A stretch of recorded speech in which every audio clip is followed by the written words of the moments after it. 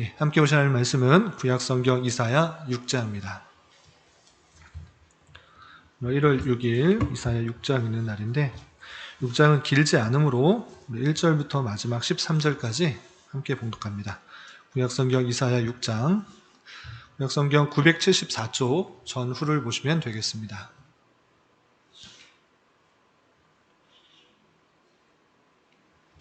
예, 6장 1절부터 마지막 13절까지 함께 봉독합니다.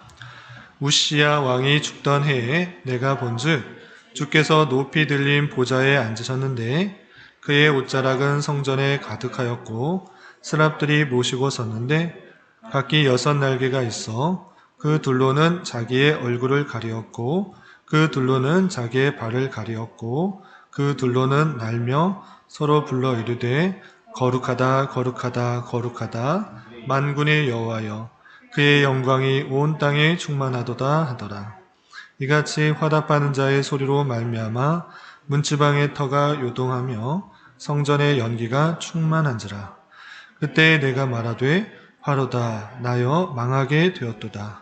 나는 입술이 부정한 사람이요 나는 입술이 부정한 백성 중에 거주하면서 만군의 여호와이신 왕을 배웠음이로다 하였더라.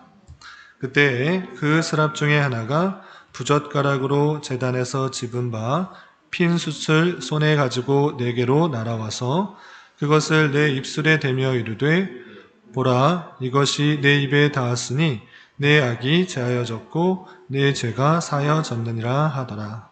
내가 또 주의 목소리를 들으니 주께서 이르시되 내가 누구를 보내며 누가 우리를 위하여 갈고 하시니 그때 내가 이르되 내가 여기 있나이다 나를 보내소서 하였더니 여호와께서 이르시되 가서 이 백성에게 이르기를 너희가 듣기는 들어도 깨닫지 못할 것이요 보기는 보아도 알지 못하리라 하여 이 백성의 마음을 둔하게 하며 그들의 귀가 막히고 그들의 눈이 감기게 하라.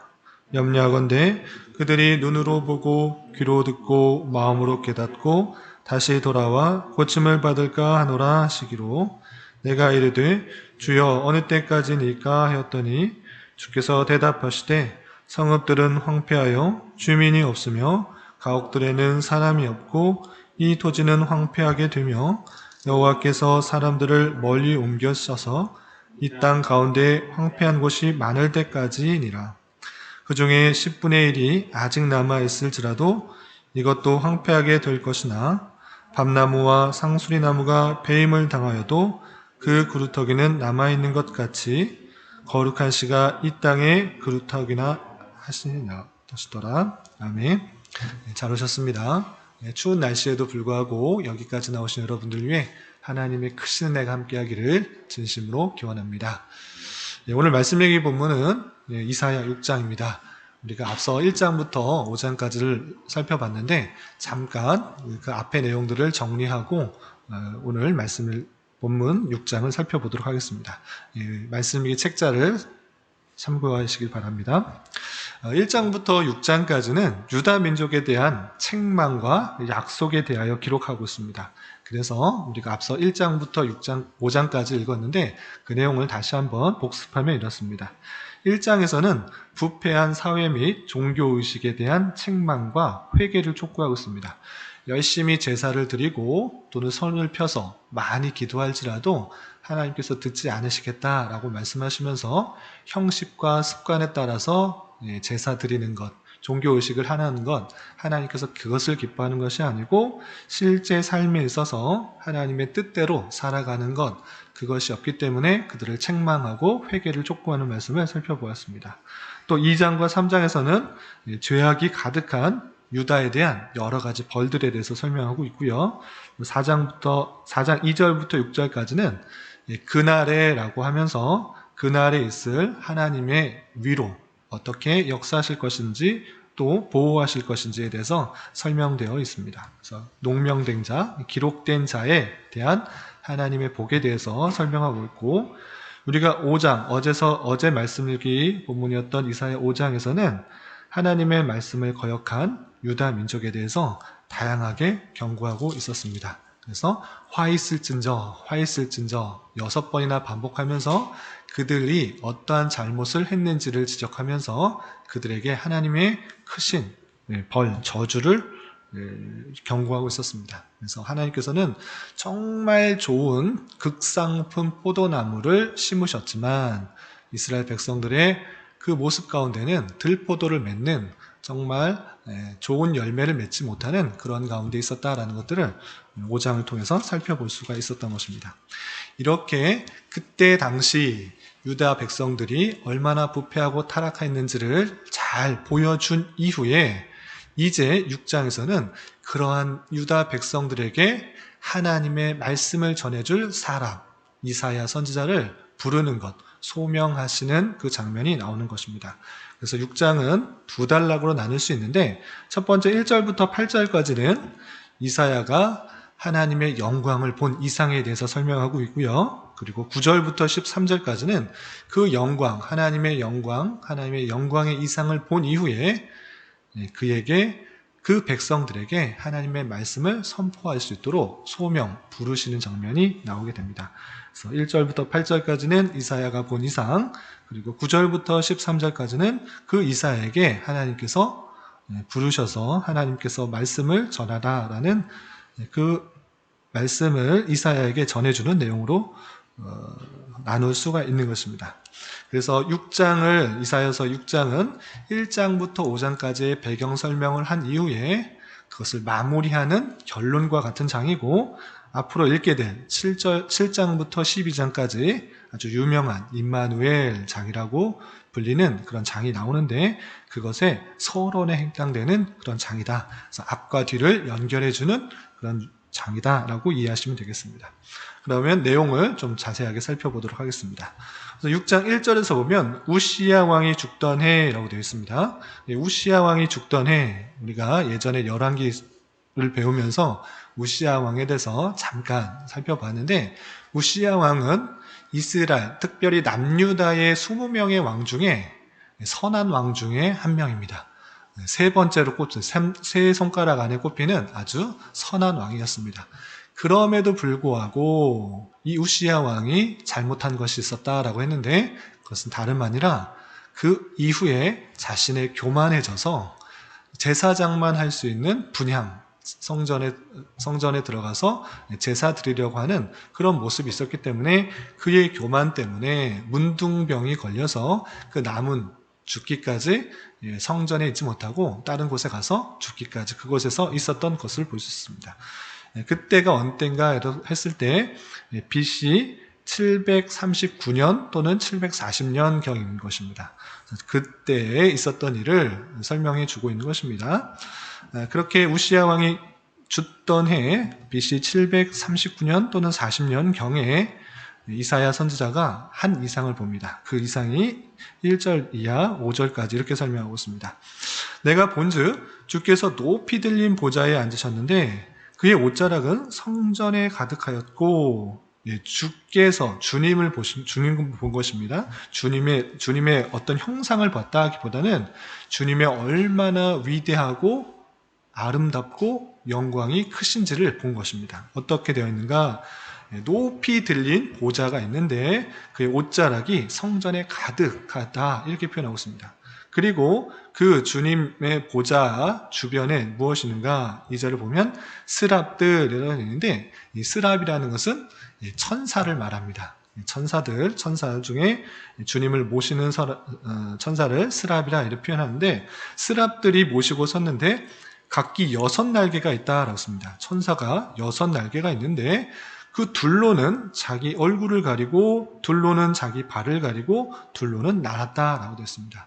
그 높고 영화로운 그 보좌를 스랍들이 둘러싸서 그의 영광을 지켜 보호하고 높이 찬양하고 있는데, 6날개 중에 2개는 얼굴을 가리고 또 2개는 발을 가리고 2개는 날고 있다라고 했습니다. 왜 발과 얼굴을 가렸는가라고 했을 때는 하나님의 영광이 너무 크고 아름다웠기 때문에 실제 눈으로 보기에 너무나 두려운 그런 가운데 있다라는 것들을 표현하고 있는 것입니다. 그래서 얼굴을 가렸다라는 것은 하나님의 영광이 얼마나 크고 아름다운지를 표현하는 것이고, 발을 가리웠다라고 했을 때 이때 당시에 발은 많은 먼지를 달고 다니는 것이기 때문에 부정한 것으로 여겼습니다. 그래서 천사들도 발을 가리면서 자기의 부정한 것들을 가리는 모습으로 이렇게 생각하시면 되겠습니다. 그렇게 하나님의 영광이 너무 크고 아름다웠기 때문에 이 천사조차 눈을 가리며 얼굴을 가리며 발을 가리우는 데 있고, 그를 찬송하는데 어떻게 찬송하는가? 3절에 보면 서로 불러 이르되 거룩하다 거룩하다 거룩하다 만군의 여호와여 그의 영광이 온 땅에 충만하도다, 이렇게 찬송하고 있습니다.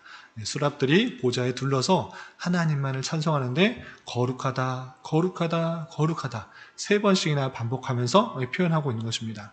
이 3번씩이나 반복한 그 이유는 그 거룩함이 완전 무결하기 때문에 3번씩이나 반복하면서 가장 높이 찬송하고 있는 그런 스랍의 모습을 볼 수가 있는 것입니다.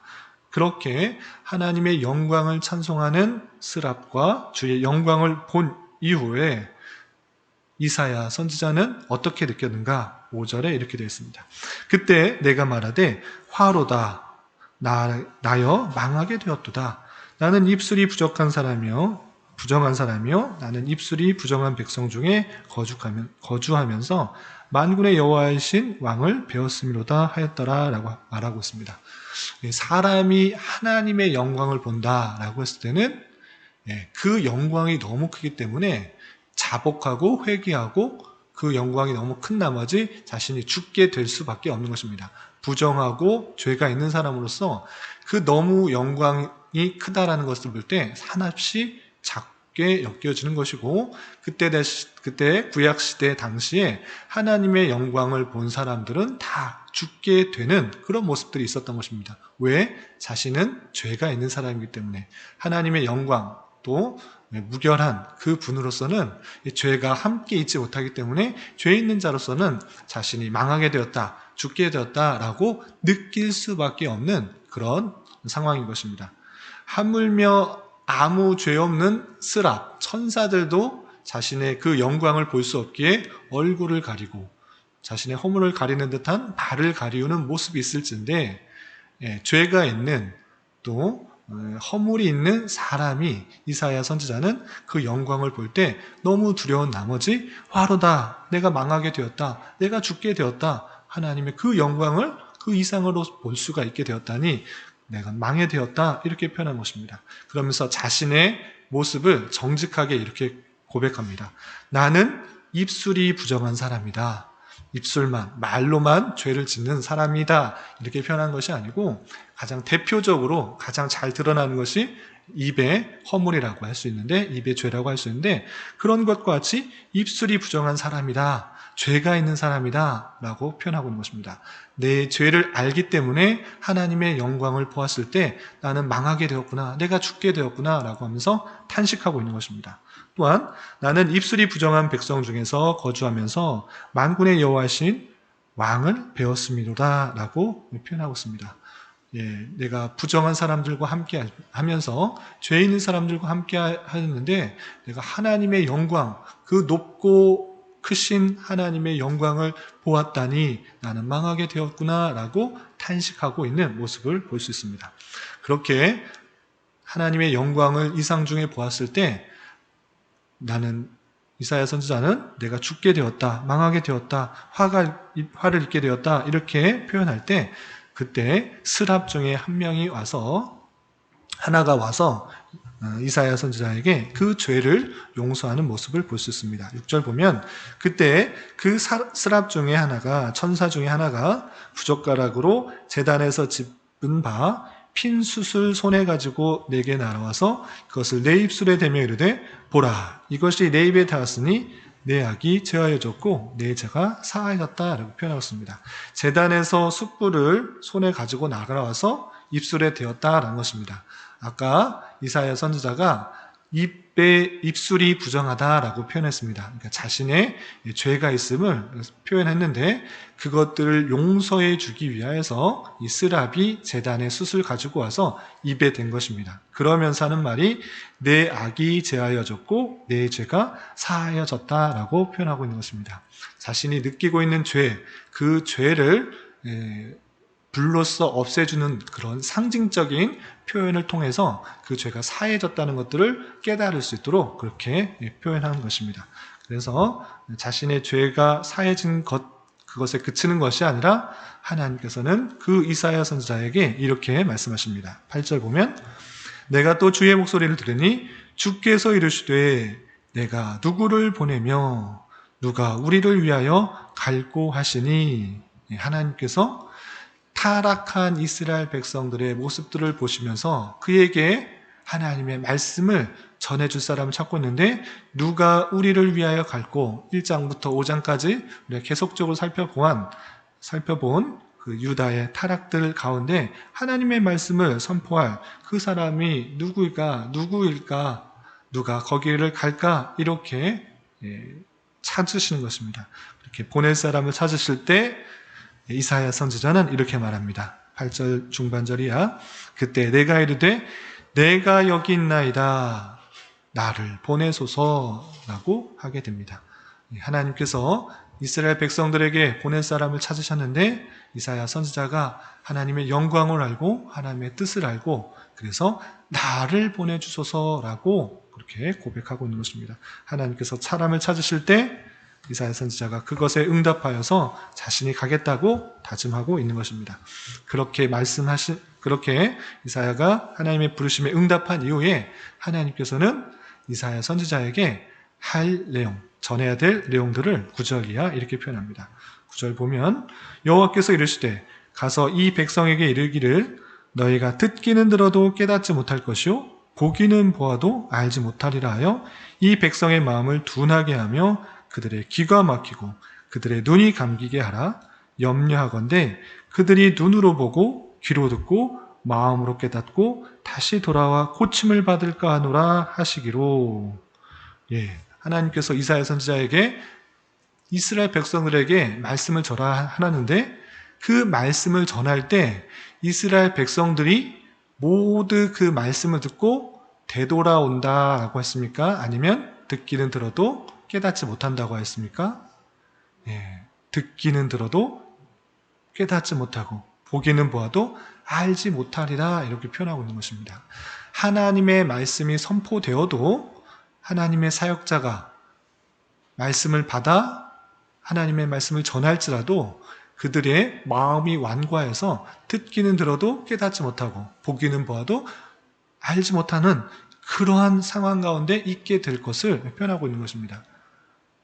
그렇기 때문에 복음이 오늘날에 전파되어도 하나님의 택하신 백성과 그렇지 않은 백성들이 나뉘게 되는 그런 상황을 볼 수가 있는 것입니다. 이때 당시에도 이사야 선지자가 하나님의 영광을 보고 하나님의 말씀을 받은 자로서 하나님을 대신하여 복음을 전하는데 말씀을 전하는데 하나님의 말씀을 선포하는데 듣기는 들어도 깨닫지 못하고 보기는 보아도 알지는 못하는 상황이 있을 것이다 라는 것들을 이사야 선지자에게 알려준 것입니다.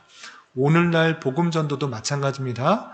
아무리 복음을 전해도 마음이 완고해져서 그 마음이 완악해져서 깨닫지 못하고 돌아오지 못하는 자가 있다라는 사실들을 알고 우리의 복음 전도는 항상 실패가 없다라는 사실들을 알아야 되는 것입니다. 잘못 생각하면 내가 열심히 전하고 열심히 사랑을 베풀고 열심히 전도했는데 왜 돌아오지 않는가? 왜 한 사람도 그 복음에 반응하지 않는가라고 하며 좌절하며 또는 의기소침하며 낭망될 수도 있습니다. 그렇지만 이사야 선지자에게 했던 그 말씀이 오늘날의 복음 전도자에게도 마찬가지로 있어서 우리의 역할은 하나님의 말씀을 전하는 것, 하나님의 말씀을 선포하는 것이지 그 사람을 되돌아오게 하는 것은 아니다라는 것입니다. 되돌아오게 하는 역사는 하나님께서 택하신 백성을 믿음을 주시고 때에 맞추어서 돌아오게 하시는 하나님의 일하심이지 우리의 역할은 그런 것이 아니다라는 것입니다. 우리는 하나님 말씀을 받고 그들이 듣건 듣지 않건 보건 보지 않건 그것을 하나님의 말씀을 받은 자로서 사명을 전달하는 자로서 있다라는 사실들을 알아야 될 것입니다. 그래서 복음이 전파되었을 때 그들의 완악한 마음 가운데 그 복음을 전해 듣지 않음으로 말미암아 그들이 받게 될 심판의 내용들이 있으므로 온전히 하나님의 말씀, 하나님의 공의가 선포되고 하나님의 영광만이 돌려지는 그런 복음 전파의 사역들이 있다는 사실들을 이해해야 될 것입니다. 그리고 그렇게 말씀을 전해도 그들이 되돌아오지 않을 것 같은 그런 소명을 받은 이사야 선지자가 언제까지 그것을 해야 됩니까? 라고 했을 때 11절에 주께서 대답하시되 성읍들은 황폐하여 주민이 없으며 가옥들에는 사람이 없고 이 토지는 황폐하게 되며 여호와께서 사람들을 멀리 옮기셨어서 이 땅 가운데 황폐한 곳이 많을 때까지 그렇게 말씀을 전하라 라고 하면서 이스라엘 남유다가 멸망하고 바벨론에 의해서 나라가 멸망할 때까지 그 말씀을 계속적으로 전해라 라고 그 기한을 알려주었습니다. 그리고 마지막 13절에는 그렇게 심판하고 그렇게 하나님께서 저주한 그 상황 속에서도 하나님께서는 남은 자를 통하여서 하나님 택하신 백성들을 계속적으로 구원하실 것을 이렇게 표현하고 있습니다. 13절을 보면 그 중에 10분의 1이 아직 남아있을지라도 모든 것이 황폐하고 무너져서 아주 적은 부분이 남아있을지라도 이것도 황폐하게 될 것이다. 10분의 1 그것도 황폐하게 될 것이다. 아주 황폐하고 멸망하게 될 것이다. 그리고 밤나무와 상수리나무가 배임을 당하여도 그 그루터기가 남아있는 것 같이 실제 밤나무와 상수리나무가 베어도 그 남은 뿌리 부분이 그루터기인데 그것이 있다고 하면 나중에 해가 지나면 거기서 다시 싹이 나서 또 나무가 자라는 그런 것과 같이 거룩한 씨가 이 땅의 그루터기다라고 표현하고 있습니다. 그렇게 멸망할지라도 택하신 백성은 그루터기가 되어서 그 하나님의 남은 백성, 하나님의 택하신 백성은 계속적으로 구원의 역사가 이루어질 것이다 라는 것들을 이사야 선지자에게 알려준 것입니다. 이렇게 이사야 선지자에게 앞에서 이스라엘 백성들의 타락한 모습을 보여주고 그리고 이사야 선지자를 부르셔서 하나님의 영광을 보여주시고 또 그에게 말씀을 주시고 사명을 허락하신 내용들을 통해서 우리는 어떻게 생각해야 되는가? 하나님께서 그 모든 것을 스스로 하실 수 있는 능력의 영광의 하나님이심에도 불구하고 하나님의 통치 방식은 사람을 들어 쓴다라는 사실들을 잊지 말아야 될 것입니다. 하나님께서 능력이 없으셔서 사람을 부르신 것이 아닙니다. 하나님께서 일하시는 일반적인 방편은 그 뜻을 사람에게 알리시고 그 사람을 통하여서 행하게 하시는 것이 하나님의 일반적인 이 세상의 통치 방식인 것입니다. 마찬가지로 우리에게 행하시는 하나님의 통치는 무엇인가? 하나님의 영광을 알고 하나님의 뜻을 알고 하나님께서 원하시는 것들을 깨달은 자로서 각자의 삶을 통하여서 각자의 달란트를 통하여서 각자의 재능을 통하여서 각 곳에 부르시고 그 부르신 곳에서 하나님의 말씀대로 열심히 살아가는 것, 그리고 주변 사람에게 하나님의 영광과 예수 그리스도의 사랑을 전하는 자로서 삶을 부르셨다라는 사실들입니다. 그래서 이사야 선지자와 같이 말씀을 전하는 자로서 부르시는 것이 아니라 그것은 소수의 사역자들에게 주시는 하나님의 은사요 부르심이고 각자에게 있어서는 각자의 주신 달란트와 재능을 통하여서 그곳에서 하나님께서 원하시는 삶을 곳곳에서 잘 살아가는 것, 정의와 공의를 행하고 사랑을 행하는 모습으로서 살아가는 것, 그것이 우리의 부르심의 목적이라는 사실들을 깨닫고 하나님께서 부르셨을 때 하나님의 영광을 깨달은 자로서 항상 내 자신의 죄를 고백하면서 하나님을 의지하면서 내게 주신 재능들을 깨닫고 그리고 내가 가야 될 곳이 무엇인지를 깨닫고 그곳에서 하나님의 말씀대로 하루하루 살아가는 것, 그것이 하나님께서 원하시는 것이고 이 세상을 주님의 뜻대로 보여주시는, 빛과 소금의 삶을 살아가게 하는 하나님의 뜻이라는 사실들을 잊지 말아야 될 것입니다. 오늘 하루 살아가시면서 또 남은 한평생 살아가시면서 주님의 뜻을 받은 자로서 그 사명들을 잘 감당하기 힘쓸 수 있는 저와 여러분 되시기를 주님의 이름으로 부탁을 드립니다. 기도하겠습니다. 하나님 아버지 감사합니다. 오늘 말씀을 통해서 패역하고 타락한 이스라엘 백성들에게 이사야 선지자를 보내시는 말씀을 살펴보았습니다.